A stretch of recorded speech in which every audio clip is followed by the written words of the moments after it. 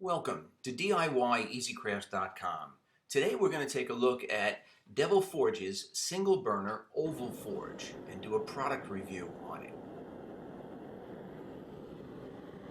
Now this is one of the most affordable forges that Devil Forge makes. It's one of their smallest forges. It's a single burner oval forge. They actually make a similar forge in round, but this one's the oval one. It comes with everything that you need except for the propane tank.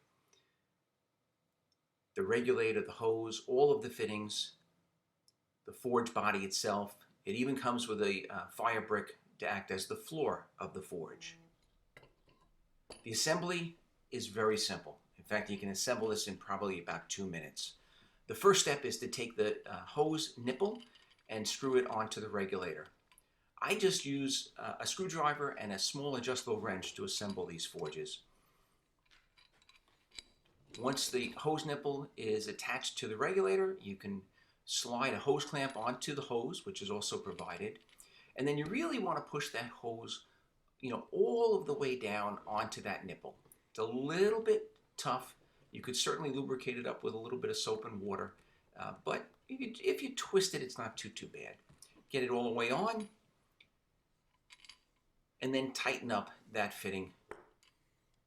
I'm just using a screwdriver, and after I get it snug with a screwdriver, I always like to go back with that same adjustable and just tighten it a little bit more with the adjustable wrench. Later on, when you have this hooked up to the propane, you can spray a little soap and water on it and just check for leaks. I haven't had a problem with any of them, and I've tested several of these forges recently. The next step is going to be to put a hose clamp on the other end of the hose and then to attach it to the hose nipple on the burner assembly. So again, you put the hose all the way onto the nipple and then tighten the hose clamp.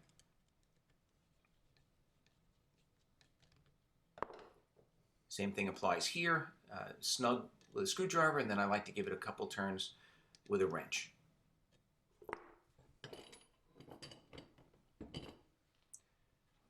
Now the floor of the forge is a fire brick that just slides into place. It comes pre-cut to size.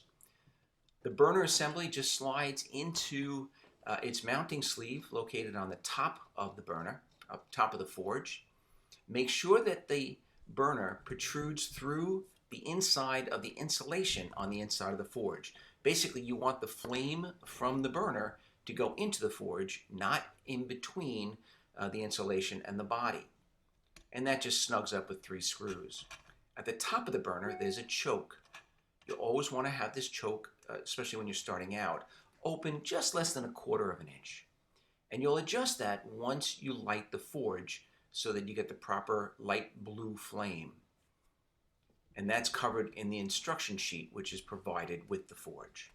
The last step in the assembly is just going to be to pack the tube, or between the tube and the burner, with insulation, which is provided. I forgot to mention before that all Devil Forges now come with rigidizer, but I'm going to cover the painting of that rigidizer onto the insulation on a separate video. To test this forge, we decided to do something a little special. My friend Jay Northgard welded up 3 pieces of high carbon steel, and we figured we'd test this to see if we could bring it to welding temperature. Now, I haven't done this with one of their forges before. We've tested a few, and we've used them for heat treating knives. We've used them for forging and shaping material, and these forges are perfect for both of those. But we thought it'd be really interesting to see if we could use one of their most affordable models and have it bring high carbon steel up to a point where it could be hammer welded. And to say the least, we were very pleasantly surprised. It only took a few minutes to bring this material up to cherry red, and a few more minutes to bring it up to adequate temperature. Now, as I mentioned before, Jay's a 4th generation blacksmith. He's got all the tools of the trade. He's got a power hammer. We've used that for this test. But the principles are the same, whether you're going to pound it out by hand or pound it out with a power hammer.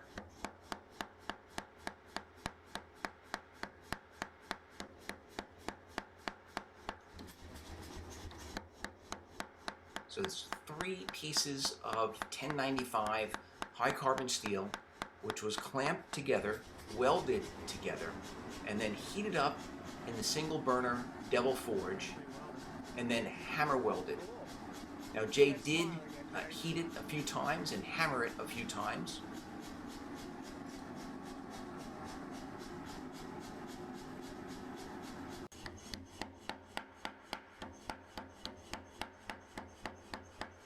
I think this is his second trip back to the power hammer.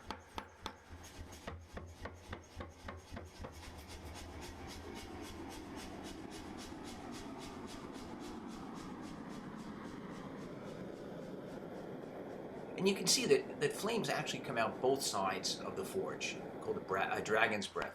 So you definitely want to use these things either outdoors or in an area where there's no chance of anything catching fire. Also, you always want to keep the hose, the propane hose, away from either end of the forge. So this is the billet that we hammer welded after we let it cool. I was just going to grind off the corner to show you how well the 3 pieces of material had welded together. Ended up just chopping a piece off the end.